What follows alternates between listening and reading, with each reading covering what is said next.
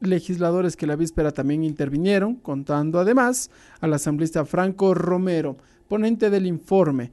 Vamos a escuchar ahora al asambleísta Rodrigo Coyaguazo, quien también ha solicitado el uso de la palabra en el marco de este segundo debate.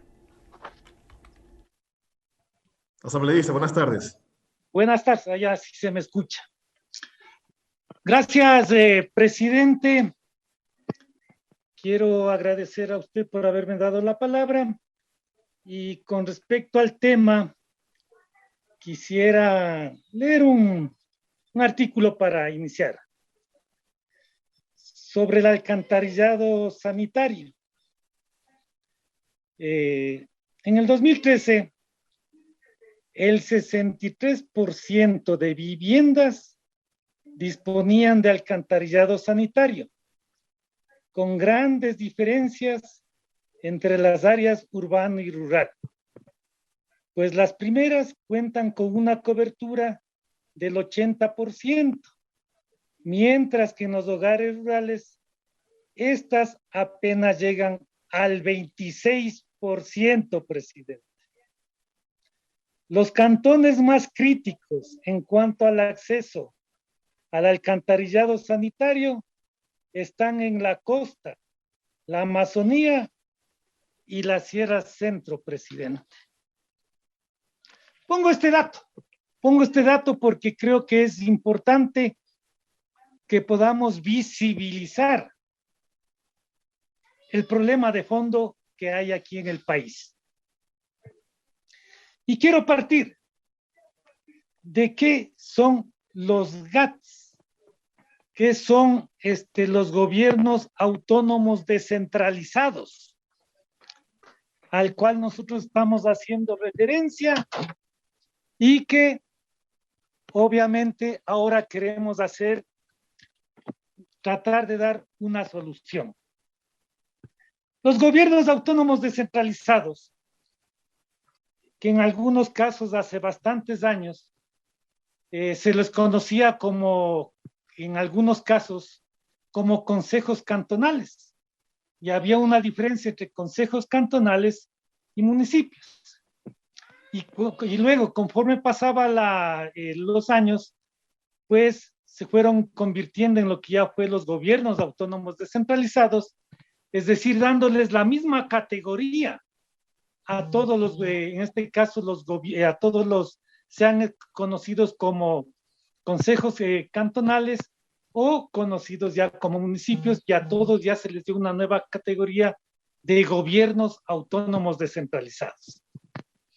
La característica de los gobiernos autónomos descentralizados es justamente estar en el territorio, cercanos al territorio, y por lo tanto cercanos a la ciudadanía, cercanos a las comunidades, a las comunas, a las asociaciones, a los barrios, y por lo tanto muy cercanos a la problemática y necesidades de los cantones.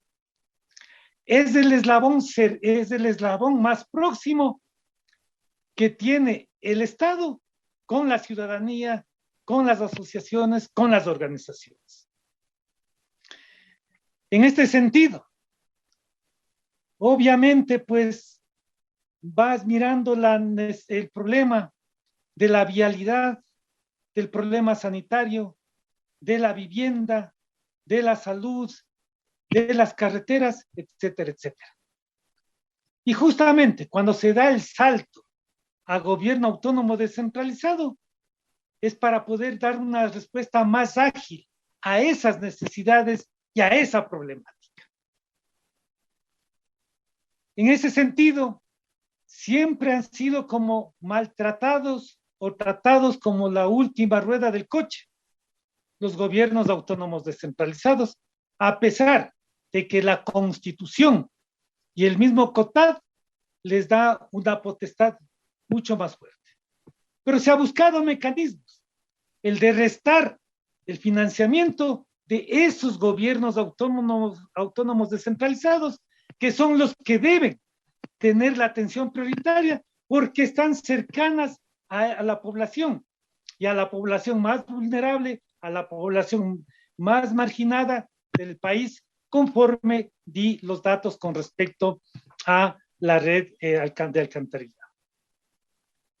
Recuerdo que hace varios meses, los asambleístas recordarán del Carchi sobre todo, que se hizo un paro provincial en Carchi, en donde todos los cantones, en acuerdo con el Consejo Provincial, realizaron un paro, porque prácticamente tanto los diferentes ministerios nunca apoyaron de buena forma o como debe ser para tanto a la provincia como tal, así como a cada uno de los cantones.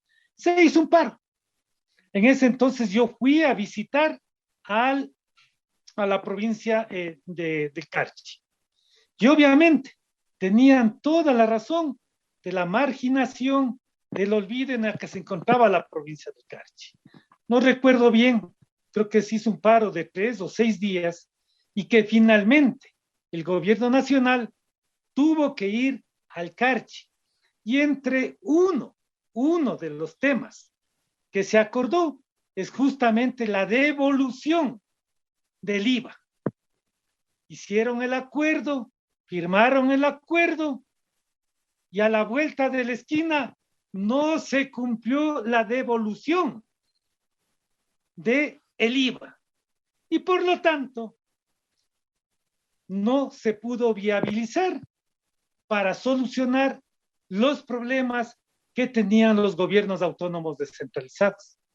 Y claro, el gobierno se estaba riendo, burlando de esos acuerdos que solamente quedaron en el papel y nada más. Y lo último, ustedes recordarán que ya desesperados los alcaldes vinieron a Quito, a la capital, pidieron hablar con el presidente de la República para que le resuelvan el problema en general, pero específicamente también sobre la devolución del IVA que corresponde a los municipios, porque a los gobiernos autónomos descentralizados, porque no están pidiendo nada extra, no están pidiendo nada por fuera de la ley, están diciendo que se cumpla la ley, que se cumpla la normativa. ¿Cómo le recibieron a los alcaldes? Incluso los alcaldes se declararon en huelga de hambre. ¿Pero cómo le recibieron?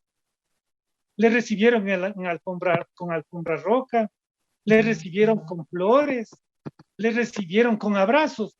No le recibieron así. Le recibieron a toletazos a los alcaldes. Le recibieron a bomba lacrimógena a los alcaldes por pedir algo que está en la ley y que simplemente el gobierno no ha cumplido.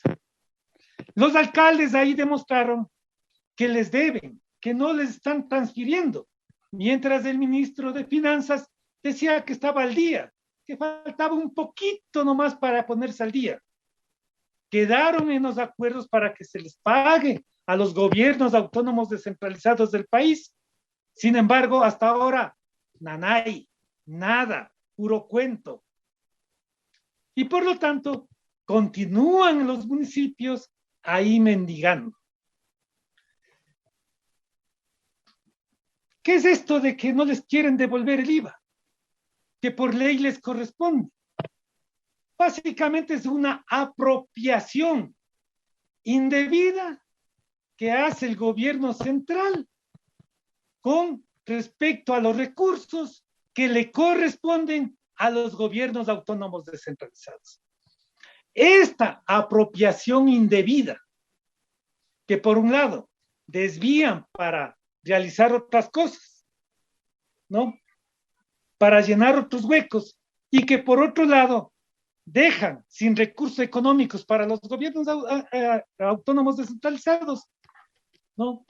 Hace que el gobierno, pues, simplemente no le interese para nada los gobiernos autónomos descentralizados con esta apropiación indebida de los recursos que les pertenecen. Ni siquiera al alcalde o a los concejales, sino a la comunidad, al barrio, a la asociación, a la gente que necesita vialidad, que necesita alcantarillado, etcétera. Entonces, esa apropiación indebida le está haciendo daño. ¿A quién? A la comunidad.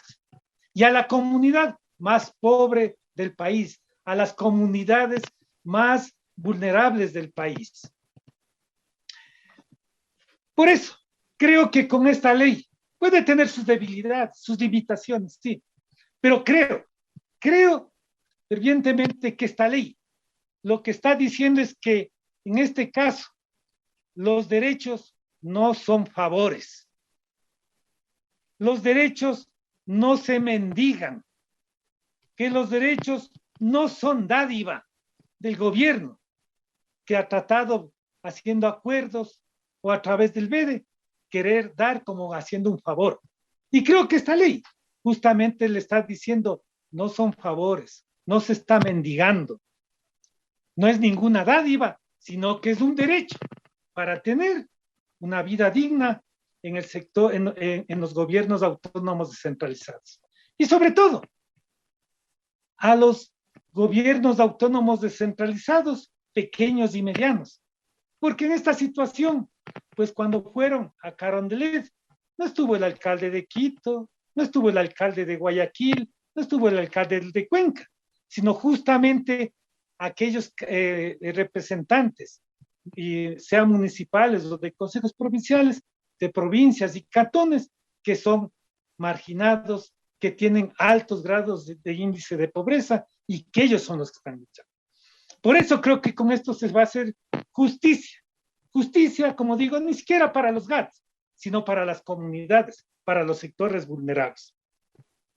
En este sentido, pues, presidente, me parece importante felicitar a la comisión y a todos sus integrantes por esta iniciativa, por este proyecto de ley que permite dar respuesta a los, en este caso, a la comunidad, a las asociaciones, a los barrios, para que puedan acceder a la obra pública, para que puedan acceder al servicio público como debe ser. Mi homenaje y mi reconocimiento a los gobiernos autónomos descentralizados, a los cantones y provincias del país que han estado luchando constantemente por este derecho. Gracias, presidente. Escuchamos la intervención del asambleísta Rodrigo Coyaguaso,